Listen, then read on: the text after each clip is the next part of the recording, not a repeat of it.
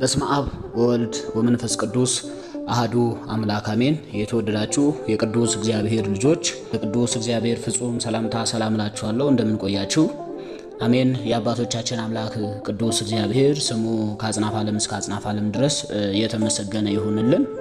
በዛሬው መርሐ ግብራችን በግንቦት 14 ቀን የሚከበረውን የታላቁ አባታችን የአቡነ አረጋዊ ዓመታዊ ክብረ በዓልን አስመልክቶ እንማማራለን። የማቴዎስ ወንጌል ምዕራፍ 16 ከቁጥር 24 ላይ እኔን ሊከተለኝ የሚወድ ራሱን ይካድ፣ ጨክኖ የሞቱን መስቀል ተሸክሞ ይከተለኝ ይላል። ይህን ቃል የተናገረ ጌታችንና አምላካችን መድኃኒታችን ኢየሱስ ክርስቶስ ነው። ለቅዱሳን ደቀ መዛሙርቱ ይህንን መልእክት አስተላለፈላቸው፣ ነገራቸው።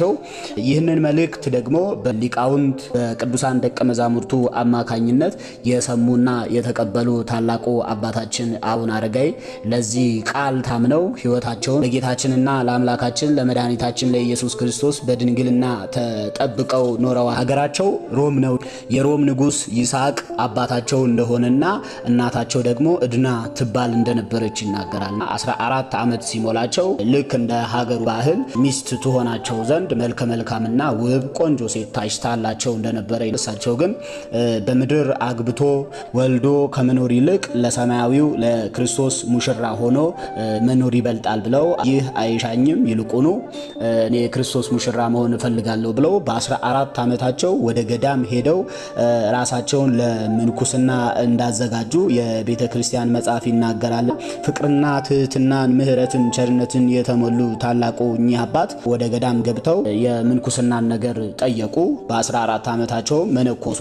የእሳቸውን ዜና የሰሙ መንፈሳዊ ቅናት ያደረባቸው ሌሎች 7 ሰዎችም እሳቸውን ተከትለው ወደ ምንኩስና ወደዚህ ሕይወት እንደመጡ ይናገራል። እነሱም ጰንጠሌዎን፣ ይማታ፣ ጉባ፣ አፍጼ፣ ጽህማ፣ ሊቃኖስና አሌፍ የሚባሉ ቅዱሳን ደጋግ አባቶች ናቸው። በረከታቸው በሁላችንም ላይ ትደርና እኚህ ቅዱስ አባት ከተሳቱ ቅዱሳን አንዱ ናቸው። ኢትዮጵያ ውስጥ መጥተው ወንጌልን ያስፋፉና ያስተማሩ፣ የምንፍቅና ሐሳብ መነገር በጀመረበት ሰዓት፣ ክርስቲያኖች መሳደድ በጀመሩበት ሰዓት ታላቁ የቤተ ክርስቲያን ሊቅ እነ ቄርሎስ ዲዮስቆሮስ የተናገሩትን የተዋህዶ ቃል አልቀበል ብለው ክርስቲያኖችን ማሳደድ የጀመሩበት ሰዓት ነበር። በዚህ ሰዓት ከነሱ ጋር በእምነት የምትስማማ ሚስጥሮስ ይናገር የነበረው ትምህርት ልክ እንዳልሆነ የምትመሰክር የክርስቶስን አምላክነት የእመቤታችን የቅድስት ድንግል ማርያምን ወላዲተ አምላክነት ወደምታምንና ወደምትከተል ሀገራችን ኢትዮጵያ እንደመጡ ይነገራል። አቡነ አረጋዊ